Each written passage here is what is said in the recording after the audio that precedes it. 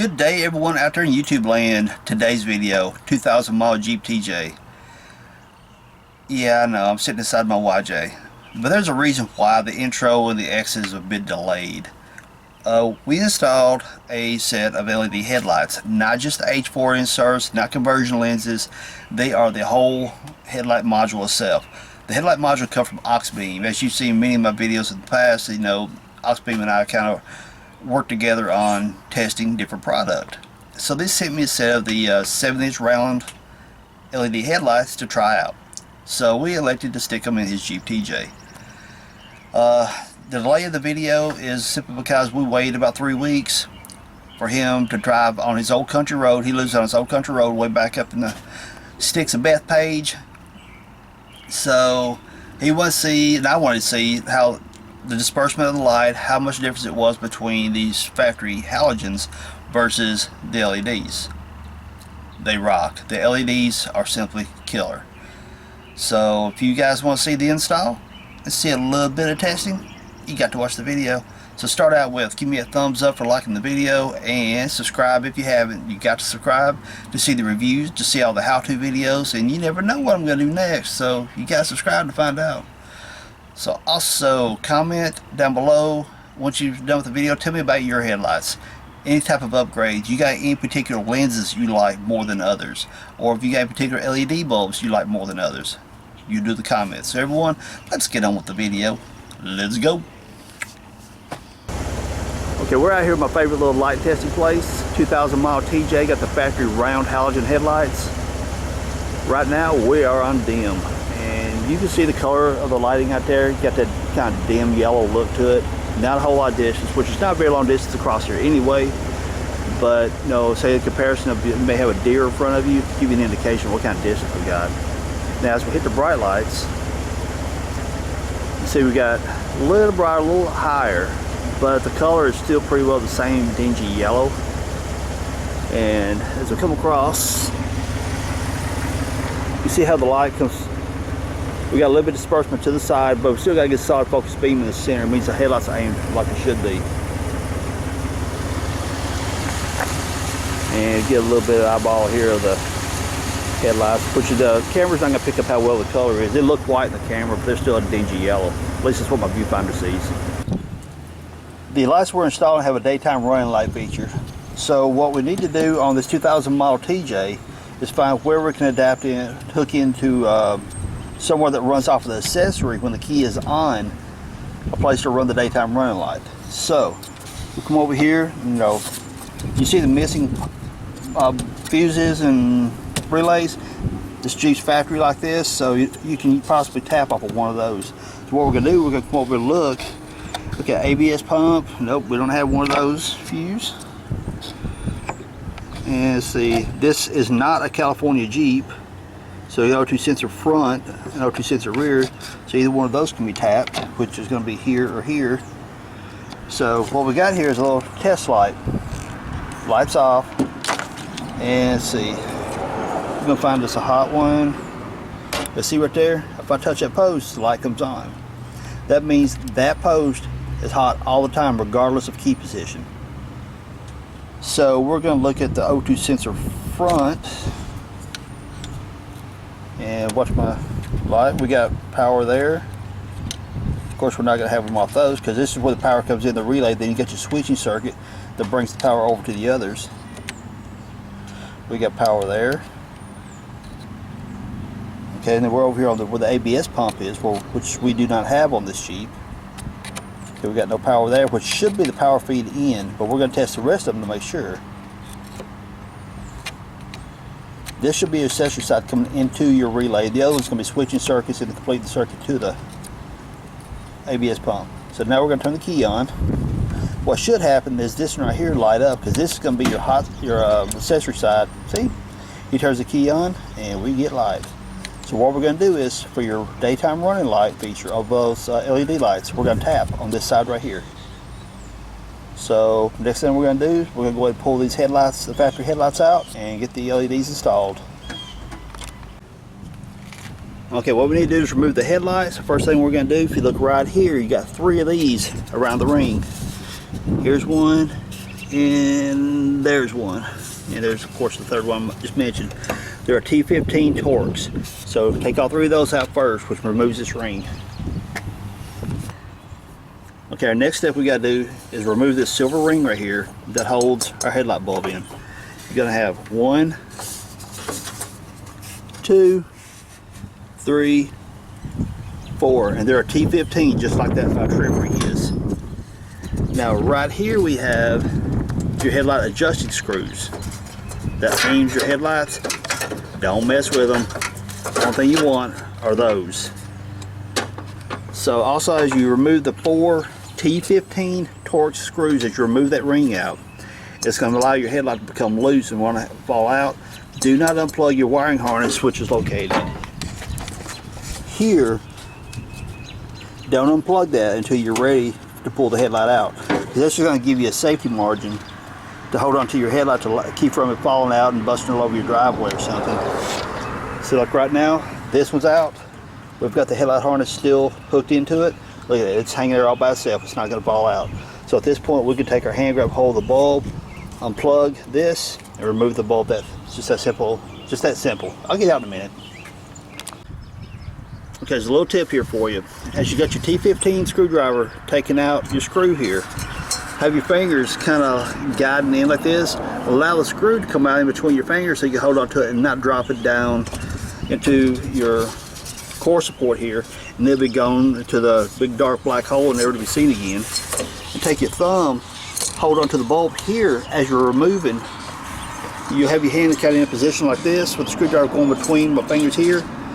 You hold that bulb in place where you can hold on to that screw. Then you bring that screw out at the same time, hold it out like this, pick up 8 fingers, set it up on the firewall, then you remove the bulb and allow it to fall back. And there's the reason why we leave the wiring harness on. It hangs all by itself. Then you grab hold of it, just kind of wiggle it back and forth as you pull. It slides right off. Now let's put the LEDs in. We're putting the headlights in place now. And one little marker right here, if you look real close, it says Auxbeam inside there. That is the manufacturer of these fine looking headlights. And so that, along with the writing been telling you right side up that the bulbs are good. Here is going to be your low beam. That's going to be your high beam. And there's the old ones. Big grungy. So he's going to go ahead and turn on the headlights on the low beam. Okay, you see you got your 2 outside ones here and the one up top here. Then we hit our high beam, which brings this one in. So that's what we got to do. So that we got them oriented correct way, and we're gonna go ahead and screw them in, put the trims in. Okay, as we're putting in the LEDs, we realized something, that this big, huge, bulky heat sink, which the LEDs need, is hitting on this right here. They will still fit, but you just got to really position them just right, then have the ring, the mounting ring, hold it in place. It still works. We got the driver's side already mounted in. I just wanted to show you that when you put this in, you look right down inside there, it hits on there. So you got a couple different options. Actually, you got one option is all you got. If you truly want to put these in a TJ and have it, and you're totally obsessively got to have everything perfect, you'll have to trim out your fins right here a little bit to clear that. You can't cut this right here, because what this is a mounting bolt right here that holds your whole headlight bucket in, so you can't cut that plastic out. You might be able to trim a little bit of it back, but I really wouldn't chance it, because if you make that lose your thread bite inside here, you can lose your whole headlight bucket. But you can make these work, and basically what we're doing, you get them in there, get them straight, then put your ring in and work your screws one by one as you come around the headlight to mount in place till it's good and tight. Or the other option is, again, if you gotta be excessively perfect, you'll have to trim out your heat sink right here a little bit. So I'm gonna put this get this right here level as best as I can. Then I'm gonna put my trim ring in and get them fired up. Okay, we got both the headlights mounted in. This right here is pretty well straight. We got to reclock this one a little bit. It needs to be reclocked back this way. Even though I showed you that little knot that was back on the back side of the headlight bucket, we actually got the mount in pretty solid. It's not moving. Once we got the screws tightened up, as solid as it can be, it's not moving. So it will still work. It just takes a little bit of a finesse getting in the right place to lock it in place. So we're going to loosen that one up and reclock it back this way a little bit. Once you get them mounted, you can go ahead and plug them up, or you can plug them up beforehand, allow the wiring harness to hold your bulb in place, keep them dropping it out if you want to slip or something. But this wire right here is going to be your daytime running light. If you look right at the end of my fingertip, you can see the little bright spot. That's the daytime running light.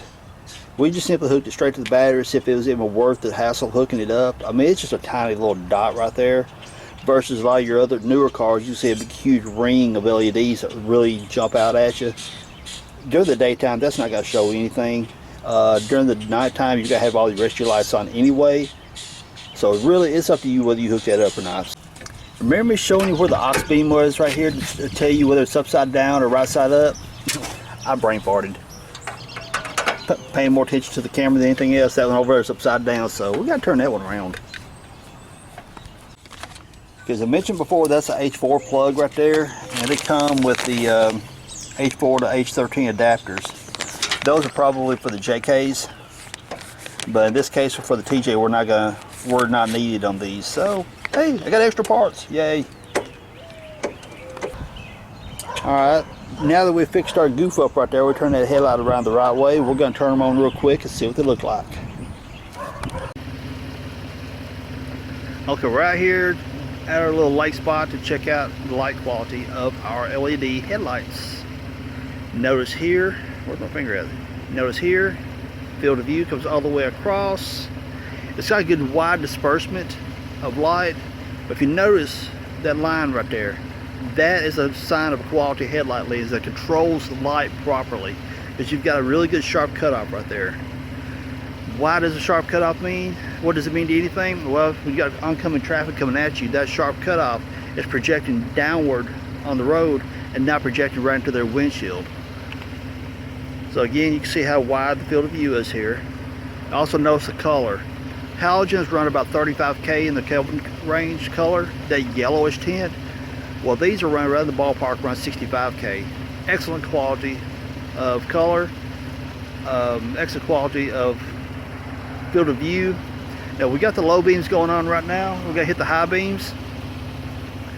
Notice right there. I didn't move the camera because whenever he hit the high beams, I wanted to keep it focused in the center. That's projecting directly out from the Jeep. So what the high beams are doing is picking up where the low beams leave off. We still got our field of view off to the side here.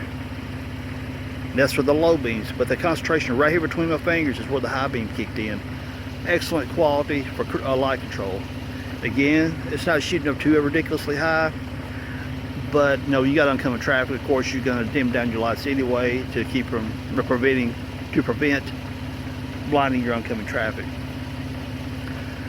Excellent set of headlights. Now, some people's going to ask what they're made out of. The lenses are plastic, but you know, for the price of, you're not going to really get a glass lens unless you really spend the money on like Hella or CBs or something like that. Of course, it's going to freak the camera out. That's a sweet set of LEDs in it, TJ. Like I said earlier in the video, we delayed the releasing of the video for the sake of testing. He lives on a country road, and there's this fields everywhere. Deer are abundant back beside there. So it was a case of he and I wanted to get his feedback from him. That as he's driving on his backcountry roads, how well does it light up from side to side? How much distance are you getting? What it come out to be is the quality of the lighting was so much better than the factory halogens, and the disbursement of the light from the left side of the road to the right side of the road was a much wider disbursement of light. Now, you would think with a wider disbursement of light that you might actually be blinding traffic oncoming. No, it wasn't the case. Never had any kind of bright light issues with these. No, or even if you ran the lights on bright, what it would do, it would throw out a little linear distance out in front of you, but not throw a wide cloud to where it would blind all your oncoming traffic.